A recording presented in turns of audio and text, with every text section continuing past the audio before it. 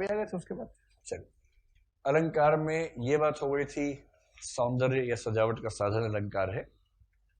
और अलंकार मुख्य रूप से दो प्रकार के हैं, शब्द अलंकार और अर्थ अलंकार, और बाकी गौण में अन्य भेद है। शब्द अलंकार हमने कहा था कि चार प्रमुख रूप से होते हैं। एक है अनुप्रास, एक है श्लेष, एक है यमक, और एक है पुनरुक्तवदाभास।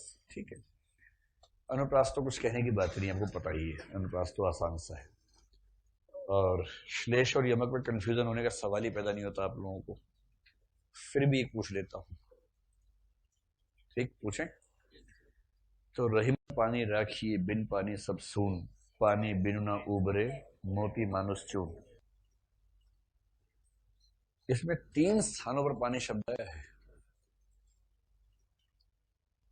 एक वाक्य में 3 स्थानों पर पानी शब्द आया है, तो कौन सा अलंकार होना चाहिए? श्लेष या यमक? एक वाक्य में एक से अधिक स्थानों पर यदि एक शब्द आता है, यदि एक वाक्य में एक से अधिक स्थानों पर कोई शब्द दोहराया जाता है, कौन सा होगा? बड़ा कंफ्यूजन है भाई।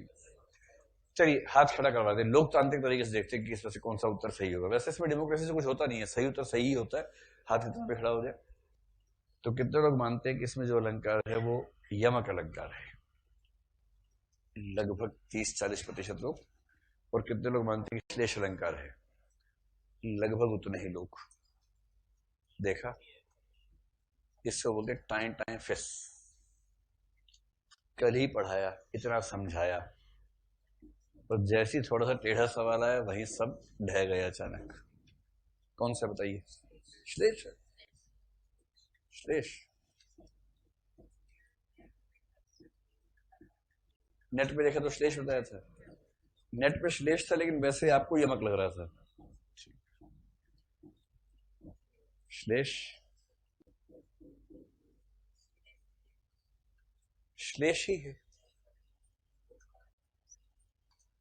यमक कौन कौन कह रहा था? फिर से हाथ खड़ा करो जरा। एक बार उन शूरवीरों का चेहरा देखना चाहता हूं, देखिए क्या होता है। मैं आपको कंफ्यूज कर रहा हूं और कंफ्यूज हो रहे हैं। साहस किस बात में? कंफ्यूज होना ही नहीं है। हमेशा ध्यान रखिए कि यदि एक वाक्य में एक से ज्यादा शब्दों पर एक ही शब्द आए और हर स्थान पर उसका अर्थ अलग अलग हो, तो यमक अलंकार है। 2 कंडीशंस हैं। ये हो गया यमक। श्लेष का क्या होता है? सामान्यतः उस वाक्य में एक शब्द एक ही बार आए, किंतु उसके अर्थ एक से ज्यादा निकलते हों, यह है श्लेष, ये है यमक। इसलिए मैं जानता हूं कि अगर मैं आपको सिंपल एग्जांपल दूंगा फिर तो आप बता ही देंगे, कोई दिक्कत है ही नहीं। जैसे गया गया गया, तो पता है गया गया गया, यमक हो गया, कोई टेंशन ही नहीं।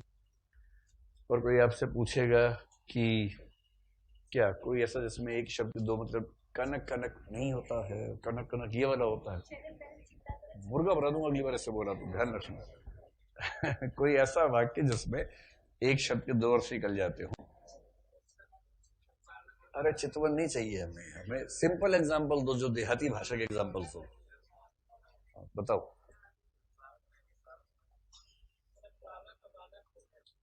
हैं? बालक का बालक हो गया, बालक को बालक हुआ होगा ना, बालक का कैसे बालक हो गया भाई?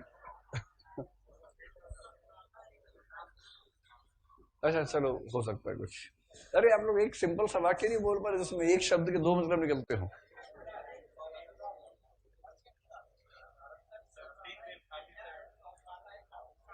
अच्छा अच्छा, ये बताना चाह रही है राखी जी, कुछ बताना चाह रही है, बताइए। हाँ देखिए, इतना बढ़िया, बाहरों फूल बरसाओ मेरा महबूब आया है। आप लोगों को तनाव है कि साहित्यिक एग्जाम्पल क्यों नहीं दे रहा? चारू चंद्र की चंचल किरणें, ऐसा क्यों नहीं बता रहे? मैं बताऊंगा भी नहीं ऐसा, मैं एकदम लोकल और देहाती एग्जाम्पल देकर समझाना चाह रहा हूँ ताकि बात समझ में आ जाए। तो बाहरों क्या बरसाओ? फूल बरसाओ मेरा महबूब आया है, ये आया हो गया। आया के 2 मतलब है। आहा, जिंदगी में पाना ही सब कुछ नहीं होता है। पाना एक वो प्लग पाना भी होता है ना टूल बॉक्स में। जिंदगी में पाना ही सब कुछ नहीं होता है, पेचकस भी होता है।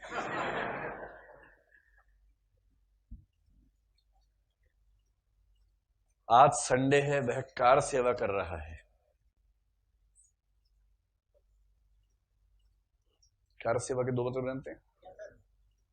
एक अपनी कार को साफ कर रहा है, और कार सेवा ये भी होता है कि जब कोई लोग मिलके कोई उद्यम करें, कुछ बनाएं, तोड़ें।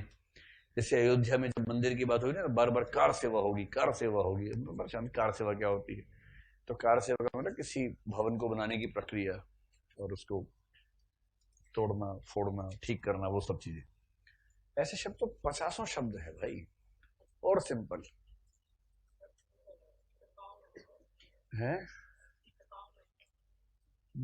धरती पर पांव नहीं धरती, वो ये है कि ये है? नीचे वाला है। धरती पर पांव नहीं धरती, नीचे वाला है।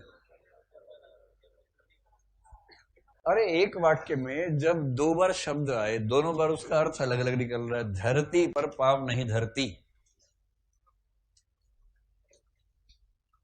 अपनी घड़ी में देखकर बताओ कौन सी घड़ी चल रही है? कौन सा अलंकार है ये? वैसा ही है, धरती धरती वाला ही।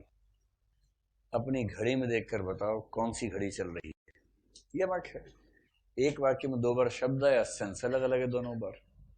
तो हो क्या रहा है, जब इन दोनों को आपस में संकरण कर रहे हैं इनका, वहां कंफ्यूज हो रहे हैं। और संकरण ये हुआ कि एक शब्द मान लीजिए कि 3 बार आ गया। अब अगर तीनों बार इसका अर्थ अलग अलग होगा तो यमक होगा, लेकिन अगर तीनों बार इसका अर्थ एक भी निकल रहा है और दो भी निकल रहा है, स्थिति ये हो गई है। मुझे नहीं पता कितना दूर तक समझाना आपको ठीक है, ये आपके स्वास्थ्य के लिए घातक है, लेकिन बात निकली है तो फिर दूर पर लग जाएगी। लोग बेवजह क्या उदासी का सबब पूछेंगे, ये भी पूछेंगे कि तुम इतनी परेशान क्यों हो। सुना है कि नहीं सुना है? नहीं सुना है, सुन लेना भाई। आखिरी बार बोल रहा हूं, समझ में आ जाए तो बढ़िया, वरना मान लेना कि श्लेष और यमक कुछ मिलता मिलता सा होता है। ठीक है, लास्ट अटेम्प्ट मेरा, इसके बाद मेरे अटेम्प्ट खत्म हो जाएंगे। एक वाक्य में एक से अधिक बार एक ही शब्द आए, किंतु हर स्थान पर उसका अर्थ भिन्न भिन्न हो तो यमक होता है। एक वाक्य में एक शब्द इस तरह से आए कि उस शब्द के एक से ज्यादा अर्थ होने की वजह से वाक्य के ही अर्थ एक से ज्यादा हो जाए तो श्लेष है। ठीक। अब एक तीसरी